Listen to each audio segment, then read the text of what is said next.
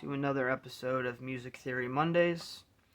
What we're going to talk about today is a concept that really makes music the exciting experience that it is. The concept is called modulation, and simply put, modulation is the act of switching keys.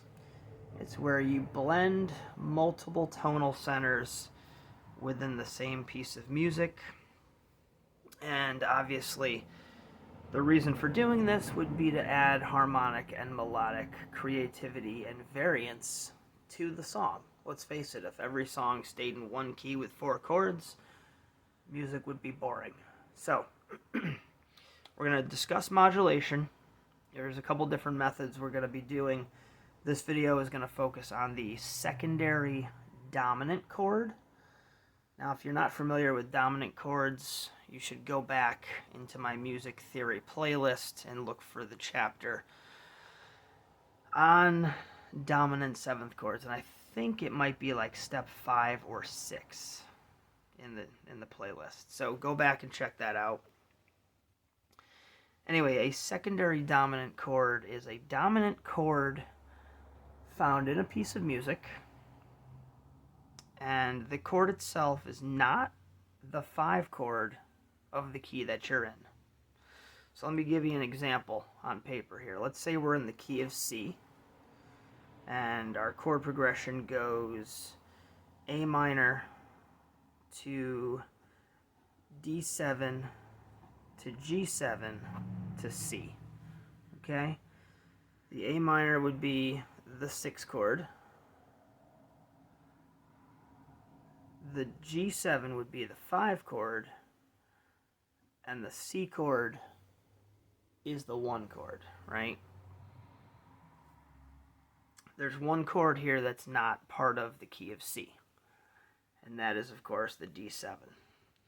There's only one 7th chord per key, or per scale. Scale and key being the same thing. I just want to say that again in a different way. There's only one dominant chord, one dominant 7th chord per key.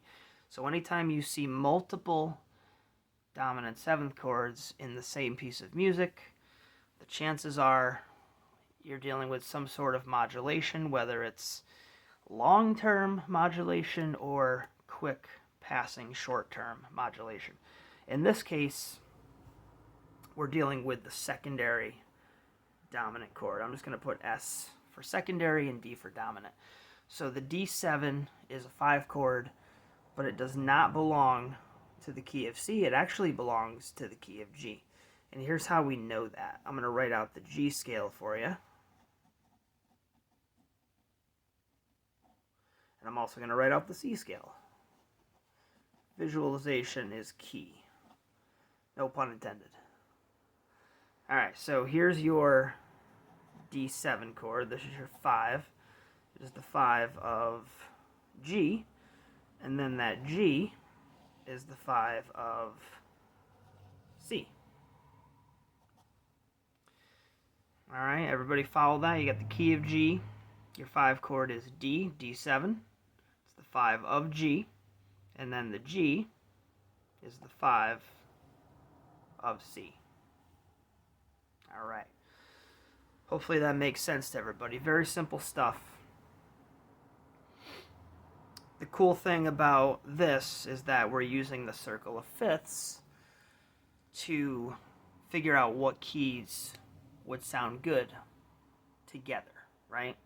So the key of C major and the key of G major are relative, or rather, let me scrap that. They're not relative. They are what's called closely related. Got the word related and relative screwed up in my head.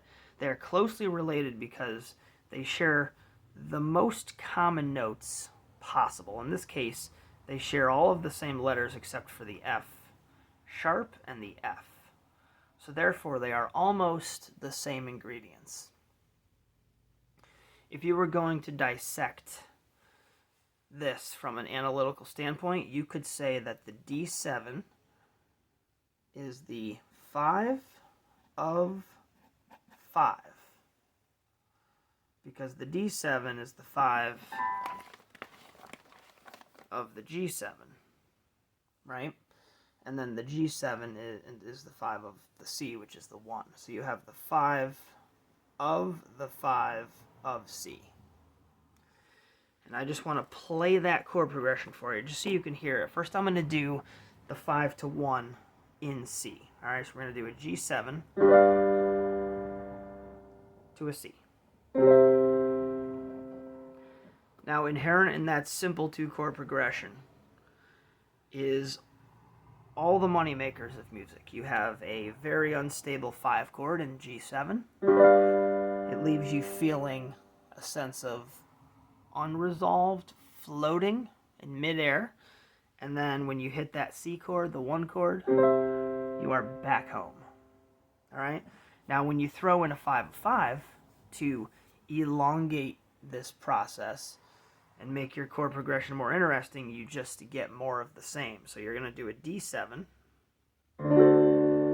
which again has that unresolved feel because it's a 5 chord, to the G7, to the C. All right, I'll play it again.